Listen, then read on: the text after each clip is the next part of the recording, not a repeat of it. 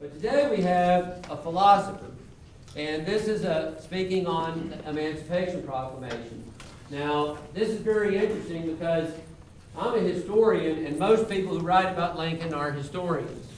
But what we have today is we have Tom Carson from Loyola University in Chicago speaking from a philosopher's perspective on the most important act of Lincoln's presidency, his Emancipation Proclamation. And Lincoln even said, if my name ever goes down into history, it will be for this act. So, in his book, Lincoln's Ethics, I would highly recommend to you. We have it on sale afterwards. Not only does he talk in this book about, for example, the Emancipation Proclamation, but Lincoln's views on race as another example. And can we really say that he was a racist? And what's that mean if we say that?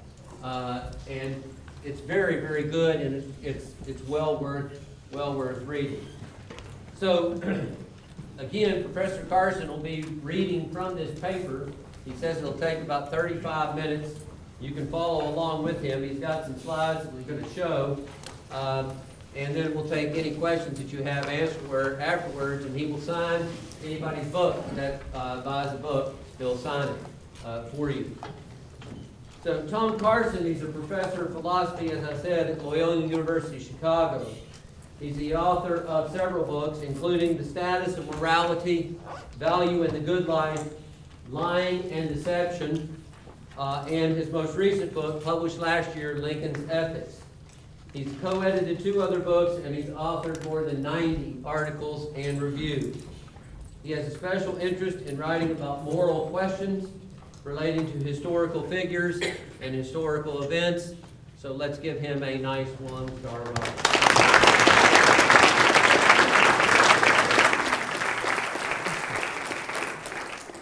Well, thank you all very much, and thanks to everyone for coming today. The Emancipation Proclamation was seemingly half-hearted.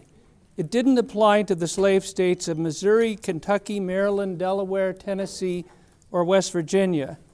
The proclamation was conditional. It applied only if the Confederate States refused to rejoin the Union in 100 days. Many critics contend that Lincoln should have freed all the slaves, he should have freed them earlier, and he should not have made emancipation conditional on the Confederate States not returning to the Union in 100 days. There's a strong case for each of these criticisms, but these criticisms are mistaken because Lincoln was very constrained in what he could do. An earlier and broader order of emancipation would have caused the Union to lose the Civil War, and that would have been catastrophic for the anti-slavery cause. I'm going to argue that Lincoln did not have the power to end slavery much earlier than he did. Many critics contend that Lincoln was morally blind or short-sighted in that he was too concerned about preserving the Union and too little concerned about slavery. He did very little to oppose slavery before he issues the Emancipation Proclamation in the middle of the war. But this criticism is based on a serious misunderstanding of the historical record. Long before the Emancipation, Lincoln supported many other laws and policies which aimed at freeing people from slavery. Now for some historical background. Lincoln thought that slavery was morally wrong, called slavery a monstrous injustice. When he ran for president in 1860, he wanted to prohibit slavery in federal territories. And Lincoln expressed the hope that this would mean it would be very unlikely that any new slave states would be admitted to the Union. However, Lincoln did not call for the immediate abolition of slavery in states where slavery already existed. Lincoln said that he hoped that if the growth of slavery could be stopped, this would be the first step in setting slavery, quote, in the course of ultimate extinction. This is a formulation he repeated on many occasions. At the time he became president, Lincoln preferred a gradual abolition of slavery involving financial compensation to slave owners and the voluntary colonization of freed slaves outside of the United States. When Lincoln became president, much less than half the population of the U.S. supported the immediate abolition of slavery. In the presidential election in 1860, there are 4 candidates. And those candidates, or the 3 other candidates, get over 60% of the vote. Almost none of them are abolitionists, and of the Republicans, only a small minority of the Republicans were abolitionists. At this time, the word abolitionist was used in the following way. It only referred to people who demanded an immediate end to slavery with no financial compensation for slave owners. By that definition, Lincoln was not an abolitionist till 1864. So the Emancipation Proclamation has its origins in the Second Confiscation Act passed by Congress in July 1862. Your handout gives the complete text of the Second Confiscation Act. This law gave the President power to proclaim the freedom of the slaves of all disloyal slave owners in Confederate states and territories if those slave owners did not cease aiding the Confederate rebellion and return to their allegiance to the United States within 60 days after being given a warning and proclamation by the President. 5 days after signing the Second Confiscation Act, Lincoln told his cabinet that he intended to issue a proclamation of the sort that he was authorized to make. Seward, Secretary of State, told Lincoln that because of recent Union defeats on the battlefield, this would look like an act of desperation, so he urged Lincoln to wait until there was a military victory and then issue the proclamation, and Lincoln followed this advice. In September 1862, Lee invaded Maryland, and Lincoln made a solemn vow to God to issue the Emancipation Proclamation if the Union defeated Lee's invasion. On September 22nd, Lincoln told his cabinet that because of the recent Union victory at the Battle of Antietam, quote, God had decided the question in favor of the slaves. And then he issues the proclamation. Okay, let's look at the document itself. There's 2 versions. There's a preliminary version of the Emancipation Proclamation. You have this in your handout at the end. It's issued on September 22nd. 1862.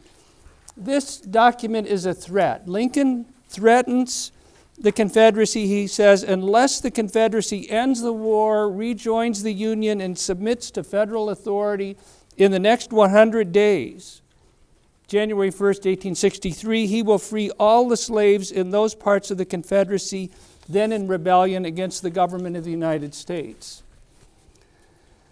The final version of the Emancipation Proclamation, which you also have in your handout, was dated January 1st, 1863. In this document, Lincoln carries out his earlier threat. He declares the freedom of slaves in those parts of the Confederacy then rebelling against the government of the United States. He invokes his powers as Commander-in-Chief of the U.S. military in time of armed rebellion against the United States government, and he says this gives him the legal and constitutional authority to issue the proclamation and override the very strong legal constitutional protections that were then enjoyed by American slave owners. So he begins the January 1st version by quoting from the earlier version of the Emancipation Proclamation. So he quotes a passage which reads as follows, and here you might look on your handout on page 2. Lincoln said that on the first day of January 1863, all persons held as slaves within any state or designated part of a state, the people whereof shall be in rebellion against the United States, shall be thenceforward and forever free. Since the rebellion had not ceased in the 100 days he specified, Lincoln declares that he's carrying out his earlier threat. And he lists the areas in which he is declaring the freedom of the slaves. Lincoln says, "Now therefore I, Abraham Lincoln, President of the United States, as a fit and necessary measure for suppressing said rebellion, do order and designate the states and parts of states wherein the people thereof respectively are this day in rebellion against the government of the United States, the following to wit." So here we're getting at Lincoln's list of places where he's declaring that the slaves are free. So going on, Arkansas, Texas, Louisiana, except the parishes of St. Bernard, Plaquemine, Jefferson, St. John, St. Charles, St. James Assumption, Terrebonne, Lafourche, St. Mary, St. Martin, and Orleans, including the city of New Orleans. Mississippi, Alabama, Florida, Georgia, North Carolina, South Carolina, and Virginia. Virginia, except the 48 counties designated as West Virginia, and also the counties of Berkeley, Accomack, Northampton, Elizabeth City, York, Princess Anne, and Norfolk, including the cities of Norfolk and Portsmouth, in which accepted parts are for the present left precisely as if this proclamation were not issued. So this doesn't sound very inspiring, does it? Lincoln goes on, I do order and declare that all persons held as slaves within designated states and parts of states are and henceforward shall be free, and that the executive government of the United States will recognize and maintain the freedom of said persons. Near the end of the proclamation, Lincoln writes, and upon this act, sincerely believed to be an act of justice, warranted by the Constitution upon military necessity, I invoke the considerate judgment of mankind and the gracious favor of Almighty God. The Emancipation Proclamation freed roughly 50,000 people on the day it went into effect. These are parts of the Confederacy occupied by the Union Army on December 1st, 1863, that weren't included in Lincoln's long list of exempted areas. The proclamation is seemingly very half-hearted. So it doesn't free anyone in Missouri, Kentucky, West Virginia, Delaware, Maryland. The state of Tennessee is entirely exempted.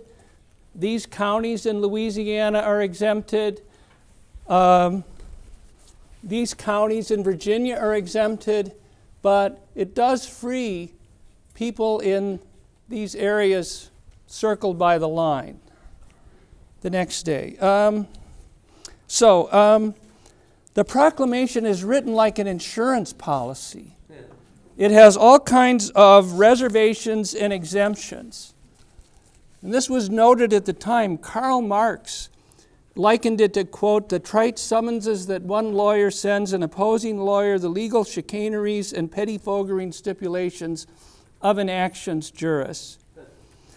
Given that American slavery was such an unjust institution that so grossly violated the rights and dignity of millions of human beings, it seems reasonable to claim that Lincoln should have declared a complete and unqualified emancipation of all American slaves at the beginning of the Civil War. He shouldn't have waited. He shouldn't have exempted so much territory from his order, and he should not have given the Confederacy the option to rejoin the Union with the institution of slavery intact. Here's one critic. Julius Lester says, Lincoln should have issued the Emancipation Proclamation much sooner. Lester writes, you have this on page 3 of your handout, blacks have no reason to be grateful to Abraham Lincoln, rather they should be angry at him. How come it took him 2 whole years to free the slaves? The pen was sitting in his desk the whole time. All he had to do was get up one morning and say, I'm going to free the slaves today. It just ain't right for folks to own other folks. It was that simple. But my contention is it was not that simple. Lincoln did not have the power or legal authority to completely abolish slavery at the beginning of the Civil War. He had to act within the limits of the U.S. Constitution, which strongly protected the institution of slavery in the interests of slave owners. The Fifth Amendment to the Constitution prescribes that no person shall be deprived of property without due process of law, and at least in the eyes of the law, the slaves were property at that time. Article 4, Section 2 of the Constitution calls for the return of fugitive slaves to their owners, regardless of the laws of the states to which the slaves might escape.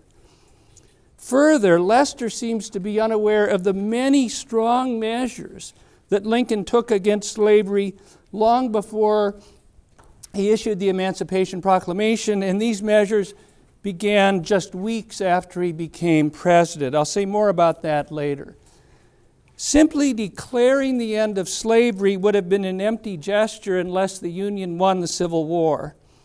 Lincoln had to move slowly and cautiously in order to have enough public support to fight and win the Civil War. He couldn't do anything that would cause the border states, the slave states that remain in the Union, to leave the Union and join the Confederates. And when he became president, there wasn't nearly enough public support to fight and win a bloody Civil War to end slavery. As it was, there was a tremendous amount of opposition to the Emancipation Proclamation within the Union Army. It's bitterly opposed by General McClellan, the commander of the Army of the Potomac. Here's more pertinent evidence. James McPherson, the historian, did an analysis of letters by Union soldiers written home at the time of the Emancipation Proclamation. His conclusion is that only 30% of Union soldiers supported the Emancipation Proclamation at the time it was issued. Most of the people fighting and dying don't support it.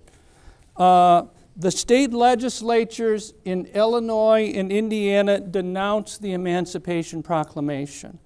The Illinois legislature voted to block the immigration of freed slaves into Illinois. That was their reaction in Illinois.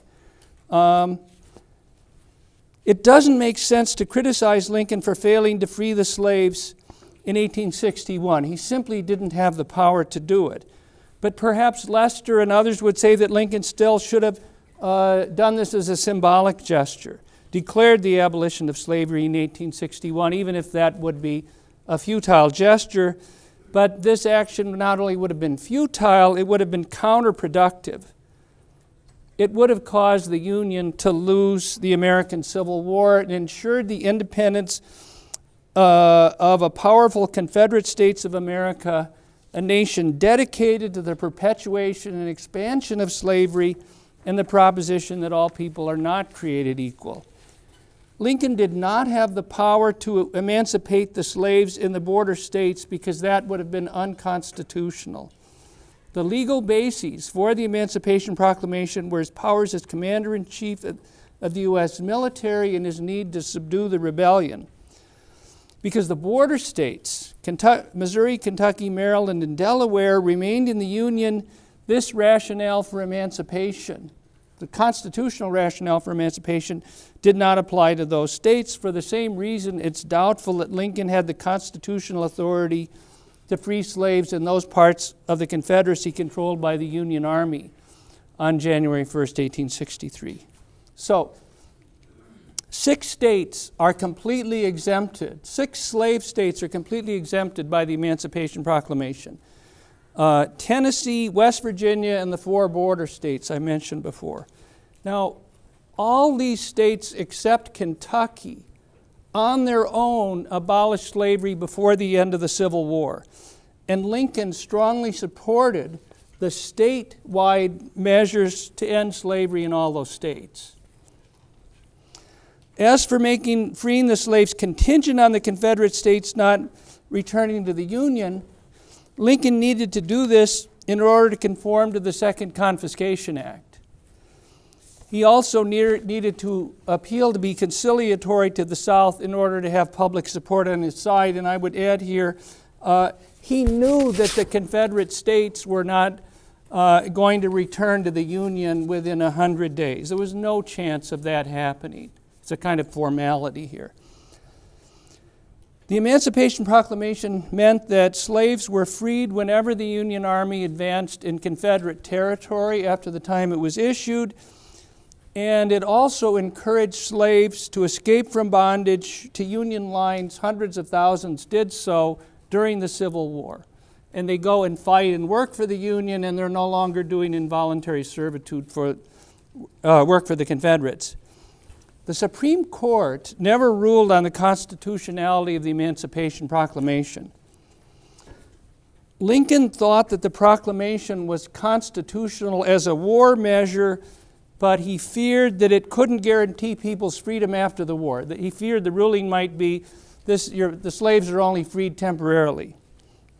There was considerable uncertainty about how the Supreme Court would rule about the constitutionality of the Emancipation Proclamation after the war ended. That's a big question. So in 1864, when Lincoln runs for re-election, he's finally become an abolitionist. He supports a constitutional amendment to completely and immediately abolish slavery, and the proposed amendment, the 13th Amendment, gives no financial compensation for slave owners.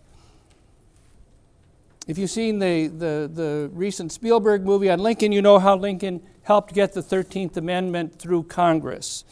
The amendment needed to be endorsed by 2/3 of the Senate and 2/3 of the House, and Lincoln was very aggressive in getting that through.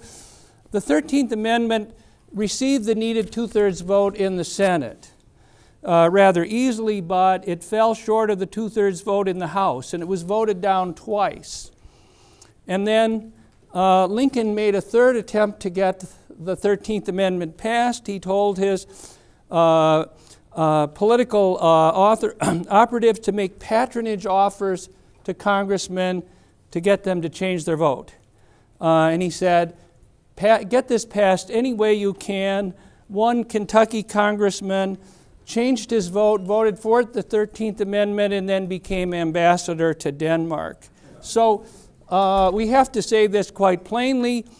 Slavery in the United States was ended by means of bribery. No getting around that. Many contend that Lincoln was morally blind because he cared only about preserving the Union and not about ending slavery. He cared only about preserving the Union, not about ending slavery, even though slavery was surely a much greater evil than disunion. This also raises the question of whether the Union and Lincoln had just cause for fighting the Civil War at all before the time of the Emancipation Proclamation. I contend these criticisms are completely mistaken. Prior to the Emancipation Proclamation, Lincoln supported several distinct measures to induce states to voluntarily emancipate their slaves, and he approved of numerous policies and laws which freed many people from slavery during the war. And these criticisms also overlook Lincoln's firm commitment to stopping the spread of slavery throughout his political career. Here's some of the details. I'm shortening this a bit. November 1861, Lincoln supports a bill in the Delaware legislature to end slavery in Delaware. Lincoln promised that he would try to get the federal government to give funds to Delaware, $500 for each slave that was freed, and this would compensate slave owners in Delaware, make it more likely to abolish slavery. March 1862, Lincoln submits a bill to Congress saying the following: the United States ought to cooperate with any state which may adopt a gradual abolition of slavery, giving to such states financial aid which may be used to compensate slave owners. This is passed by Congress. 3 other federal laws supported by Lincoln freed thousands of slaves. April 1862, slavery is abolished in Washington, D.C. June 1862, Congress passes and Lincoln signs a bill prohibiting slavery in all U.S. territories. All land, territory owned by the United States was then not part of a state. When West Virginia applied for statehood, West Virginia secedes from Virginia. During the war, Lincoln and the Republicans require that West Virginia abolish slavery as a condition for readmission to the Union. So let's be clear about this. So West Virginia is exempted on January 1st, but the day before, as a condition for admission to the Union, they've already abolished slavery or are taking steps toward that.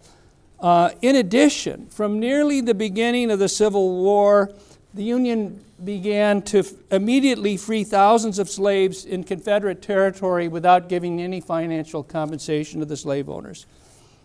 So more details here. May 1861, this is very near the beginning of the war, General Ben Butler in Virginia refuses to return runaway slaves to their owners in the state of Virginia. He said that because Virginians had seceded from the Union, they had lost their constitutional right to the return of fugitive slaves. Butler claimed that the laws of war permitted an army to seize property from the enemy. The Union Army seized the slaves in Virginia and then freed them. So Lincoln and his cabinet approved of Butler's policies at the end of May 1861, just 6 weeks after the war began. So 6 weeks into the war, people are being freed. March 1862, Congress passed and Lincoln signed a law prohibiting the military from enforcing the fugitive slave law. The military is not going to turn over runaway slaves. In 1862, General Butler goes to Louisiana, and he pays newly freed slaves wages to continue working and on plantations where pro-union slave owners were operating in Louisiana. Butler orders all the slave owners to pay wages to their employees and to refrain from corporal punishment. So at least de facto free labor is being established in these parts of Louisiana. Lincoln and Butler correspond about this, and Lincoln endorses what Butler's doing here. So clearly, Lincoln and his administration began to free many, many slaves and tried to free many others, almost from the very beginning of the Civil War, long before the Emancipation Proclamation. Okay, so now we come to the Horace Greeley letter. Lincoln wrote a very well-known public letter to Horace Greeley on August 22nd, 1862. This letter is often cited in defense of the view that Lincoln cares only about preserving the Union, doesn't care anything about ending slavery. I quote a large part of Lincoln's letter on page 5 of your handout, and this is very important. I think, yeah. So this is probably the single strongest piece of evidence against my view, the toughest issue for me to deal with. So here's what Lincoln says. If there be those who would not save the Union unless they could at the same time save slavery, I do not agree with them. If there be those who would not save the Union unless they could at the same time destroy slavery, I do not agree with them. My paramount object in this struggle is not to save the Union, is to save the Union. It is not to either save or destroy slavery. If I could save the Union by freeing any slave, I would do it. If I could save it by freeing all of the slaves, I would do it. And if I could save the Union by freeing some and leaving others alone, I would do that. What I do about slavery and the colored race, I do because it helps to save the Union. Then he concludes, I have stated here my purpose according to my view of my official duty, and I intend no modification of my oft-expressed personal wish that all men everywhere could be free. All right. So again, this is the evidence for thinking Lincoln doesn't care very much about slavery. But appearances to the contrary, the letter really isn't good evidence for this. So he's already written the Emancipation Proclamation when this letter was issued. It's sitting in his desk waiting for a military victory before he issues it.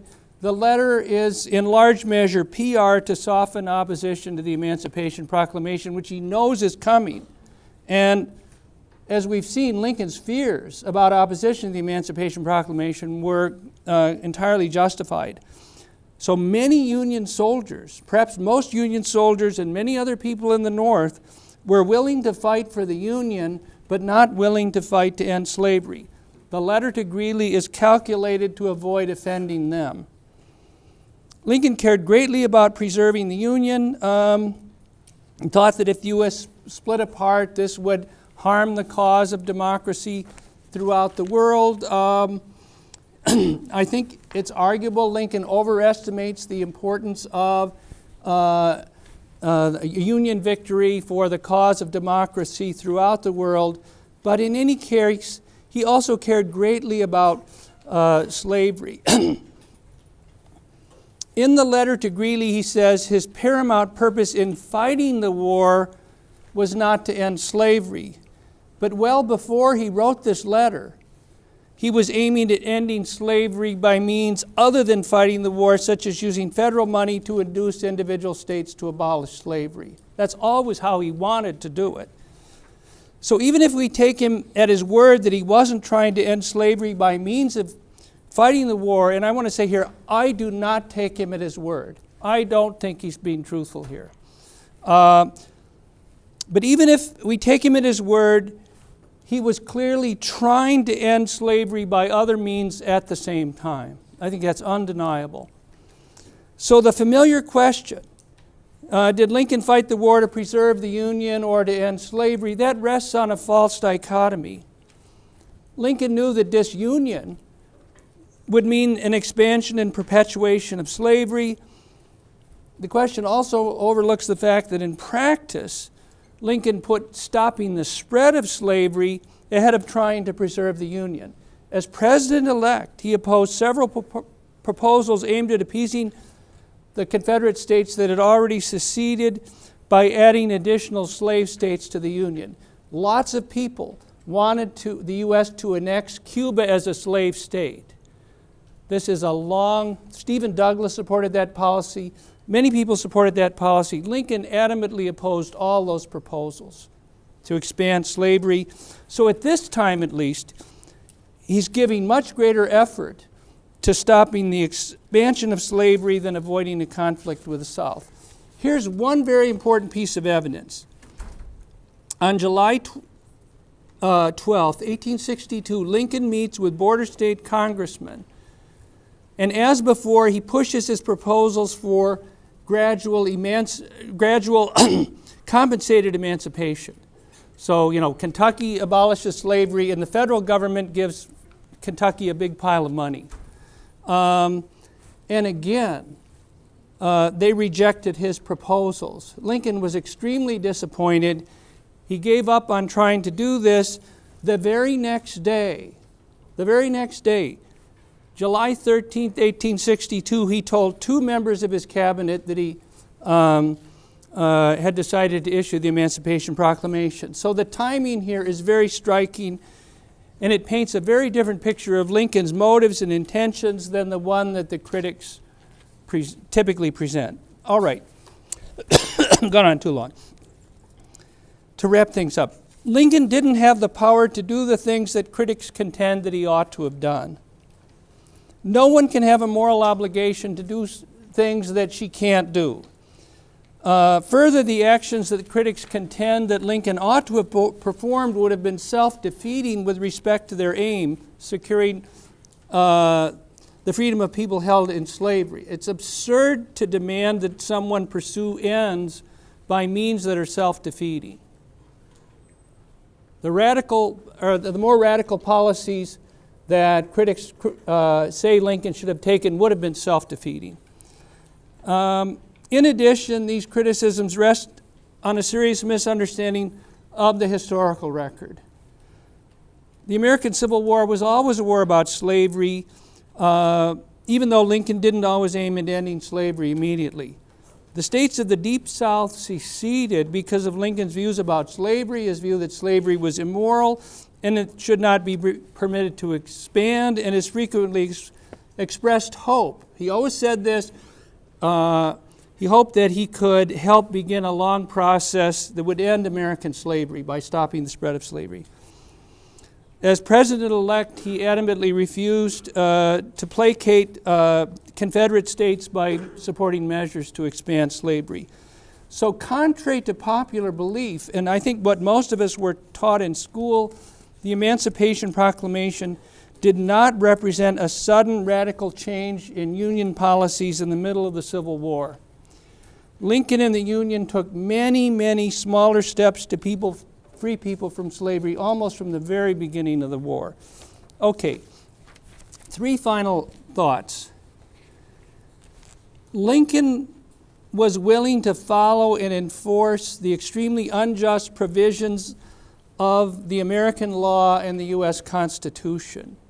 He alludes to this in the Greeley letter, where he contrasts his, quote, official duty to obey by the law and obey his oath to defend the U.S. Constitution with his private wish that all people should be free.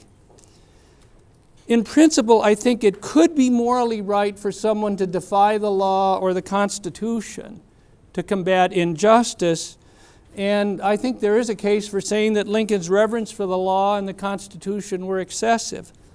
But in this case, he was right to follow the extremely unjust laws and constitutional rules concerning slavery. He was right to follow those unjust laws. Had he defied the law, had he defied the Constitution, he wouldn't have had enough support to fight and win the Civil War. He has to win the war to do anything against slavery. Okay, second point. March 1861, when Lincoln becomes president, the great majority of Americans were not abolitionists. So when Lincoln becomes president, it was extremely unlikely that the nation would both stay together and end slavery in a very short period of time. I think very few leaders, I think no one else could have brought this about. That Lincoln both ended slavery and preserved our country was an astonishing achievement, and it accounts for his very honored place in our national memory and world history. But the very final point, so we have to acknowledge, I think we should acknowledge Lincoln's greatness as a leader, the magnitude and improbability of what he did. But we should also note that he and the nation are lucky that the Union didn't win the war too quickly or too easily. Okay. Lots of historians think that the Union could have won the Civil War in mid-1862 if General McClellan had been more determined to capture Richmond. And if that had happened, the war would have ended early, slavery would not have ended, we wouldn't talk about Lincoln as an emancipator. There are lots of other ways, I think, in which the Union could have won the war too easily. One other example, after the Battle of Antietam in September 1862, Lee is trapped north of the Potomac River.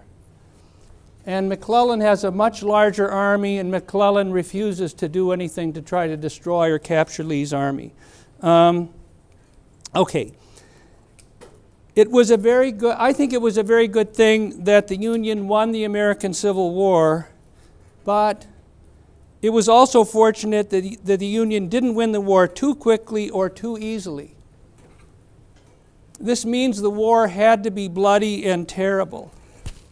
Lincoln understood that, and he talks about it in his second inaugural address. So the war had to be terrible to end slavery. Okay, that's all. Thank you.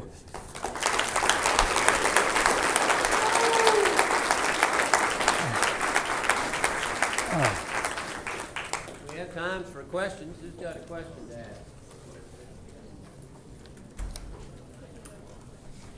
Objections too, yes. Just give a few minutes, please, folks. There's a lot of people Tommy, maybe repeat. look at Lincoln as a genius in the sense that he was way beyond. Oh, can everyone hear? Maybe she needs a mic. Here, you could speak into my microphone, then everybody can. A lot of people think that Lincoln was really ahead of his time because he was a lawyer. He was able, when you went over the fact that it's very contradictory because in the beginning he wasn't an abolitionist, and a large number of my generation of African Americans will talk about Lincoln as far as like he really wasn't interested in Uh-huh. freeing us, and just the mere fact that the Union in itself was more important than freeing. But in order for him to have this war, he had to do whatever Okay. he had to do by any means necessary. Well, okay. Repeat the question, Tom. So it's a question. You're suggesting Lincoln is very Double-minded. clever, manipulative. Yes. Yeah. To get what he had. Yeah, to get done. but then the criticism still exists. It's very common. Lincoln has misplaced moral priorities. He wants to keep the country together, and that always supersedes getting rid of slavery. Okay. Now, first of all, I just think there's a false dichotomy there. If we have disunion, that means there's no chance the Confederate States of America are going to abolish slavery for a very long time. And they're going to try to expand slavery into Latin America. This is not idle speculation. Most of the Democratic candidates, presidents and candidates for president, wanted to add Cuba as a slave state. Nicaragua was invaded and conquered prior to the American Civil War by pro-Confederate people restoring slavery. So Lincoln is always concerned about fighting slavery. See, here's the false dichotomy. Lincoln didn't think that it was even remotely probable that slavery could be ended in his lifetime. There wasn't nearly enough support for it. You know, the abolitionists were a tiny minority in the country. How can you possibly get this through? Some of the abolitionists were pacifists, but what he thinks he can do is stop the spread of slavery. And he's very determined to do that. He's so determined to do that, he risks a civil war. He's more concerned to stop the spread of slavery than to keep the country together.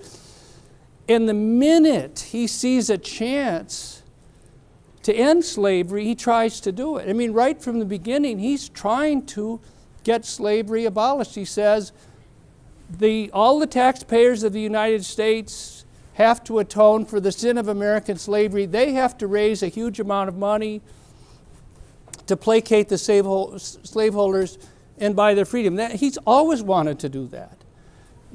He tries and tries to do that, and when he fails, then the very next day, we're on the road to the Emancipation Proclamation. But I would say he couldn't have acted earlier than he did. It would have just been catastrophic. You have to win the war. And if you say on day one you're an abolitionist, you're not going to get enough people willing to die to do that. And abolitionists were looked at probably as revolutionary. Sure. And here's the thing. The word abolitionist had a very specific meaning. You demand the immediate end of slavery with no financial compensation for slave owners. By that definition, Lincoln was not an abolitionist until 1864, but if you take a broader meaning here, someone who wants to get rid of slavery and is actively trying to get rid of slavery, then Lincoln always was an abolitionist as a politician. Was he religious?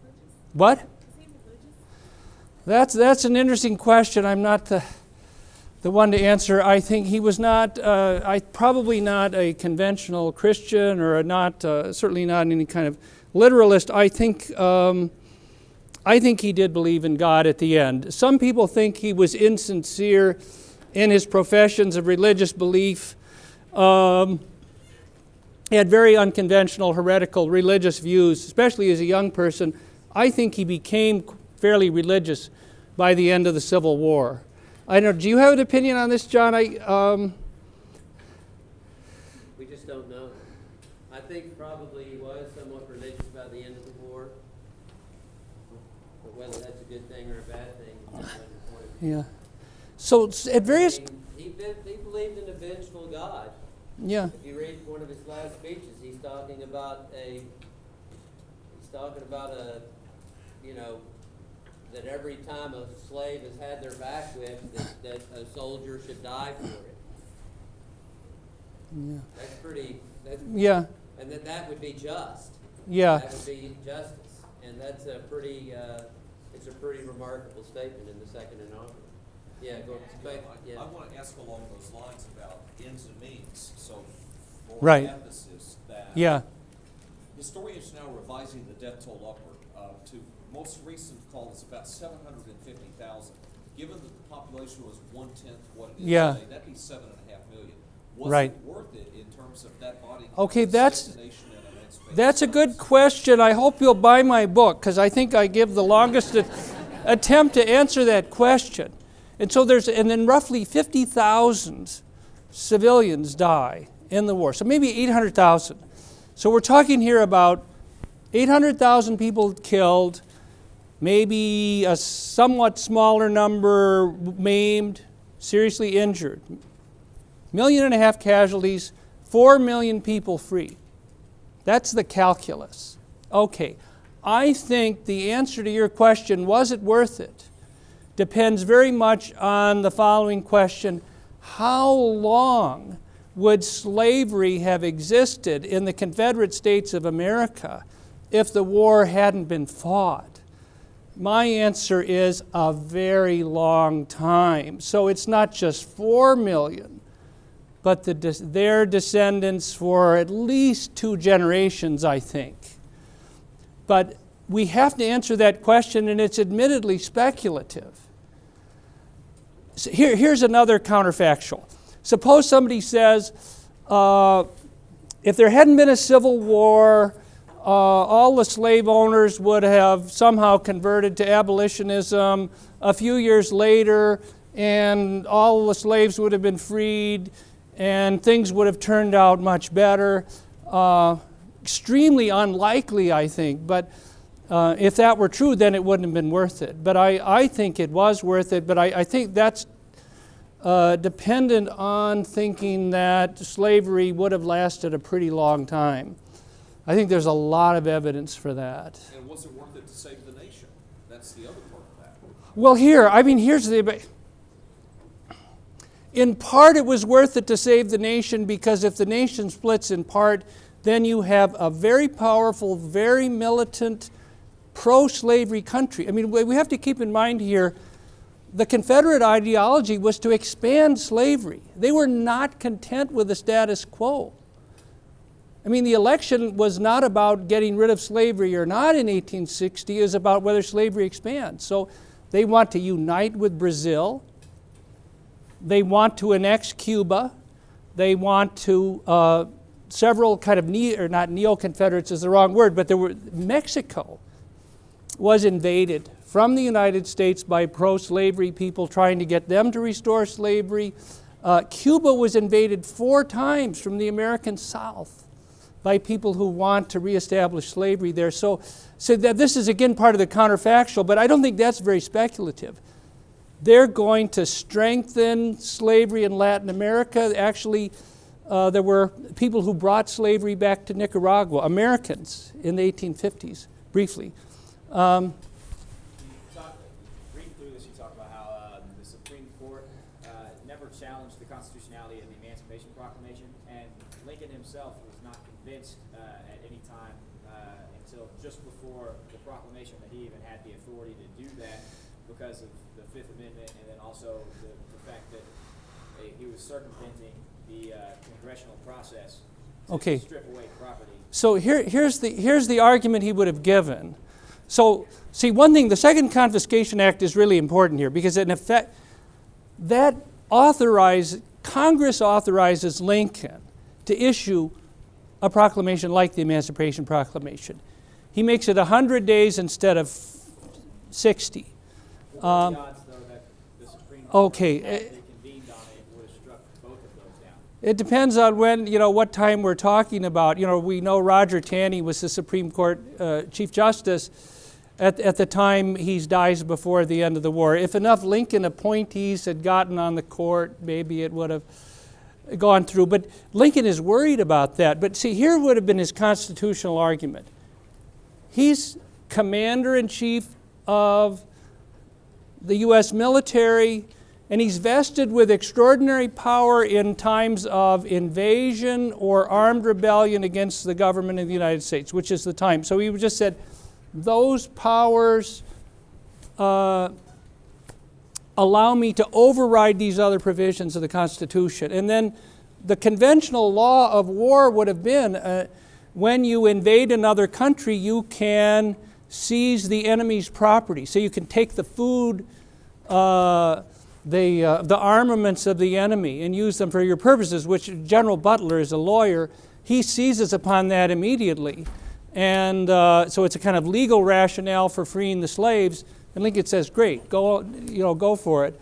But I think that's why we have the 13th Amendment. I mean, the 13th Amendment now, that's obviously, we should not have that. I just question whether or not he stepped out of bounds a little bit with the proclamation initially. By like abusing authority to give the executive more power than was intended when the Constitution was written. But again, I mean, the Constitution gives the government and the executive extraordinary powers in times of invasion or armed rebellion, which was there. So I think Lincoln at least thought he was following the Constitution there. And here's one piece of evidence there. Roger Taney, the Dred Scott decision guy, pro-slavery Chief Justice of the United States, never says a word against the Emancipation Proclamation, but I think Lincoln had a pretty good hunch that Taney would have said it's only valid as a temporary war measure, and as soon as the war's over, then people go back to slavery. That was Lincoln's worry. And by the way, in the 1864 presidential election, that's exactly what General McClellan wanted. If he had been elected, then the Emancipation Proclamation would have been rescinded and people would have been sent back to slavery. Okay. One up there. Last question. Oh, yes. Do you think there are any widely accepted practices in the United States today that people would say That what? that people in maybe 150 years will consider being obviously unethical? Okay, and it's an interesting question. So, Repeat the question. are there any existing practices in the United States that 150 years from now people will say are immoral? How could people have possibly done that? That's a really good question, and it's worth thinking about. Most human societies have practiced slavery or something like it. Serfdom, debt bondage. So what do we say about these people in the past? Are they really horrible for engaging in these practices? Lincoln held the following view, that the institution of slavery was evil, absolutely unjust. He didn't condemn the slave owners as the abolitionists did. So what are people going to think of us 150 years from now? I can't help but think of climate change. If we really mess up the world horribly, which is a lot of people think will probably happen in your lifetimes. If that happens, then I think we're going to look really horrible in history for driving our cars, flying airplanes, using air conditioners and the like. I mean, so that I think that's one. We're kind of living right now as if there's no tomorrow. I mean, assuming the standard, but pretty much the standard scientific view of climate change, we're just going over a waterfall fairly soon. If we have enough CO2 in the air, then the ice sheets will melt, we'll get into terrible feedback loops, things will be terrible. I think some people would say people might look back at some future time and think that we've been very cruel in the way we raise animals in factory farms, subjecting animals to a lot of pain for our eating pleasure. But I think the climate one is something to think about. I frankly don't think present generations, especially older people like me, are going to look all that good in retrospect. But I mean, it's something to keep in mind, maybe a kind of moral humility as well. We can see the horrible, grave moral failures of the past when they're no longer popular or widely endorsed, but maybe we're involved in things very seriously wrong and unjust ourselves. So, very good question. Let's give Dr. Carson.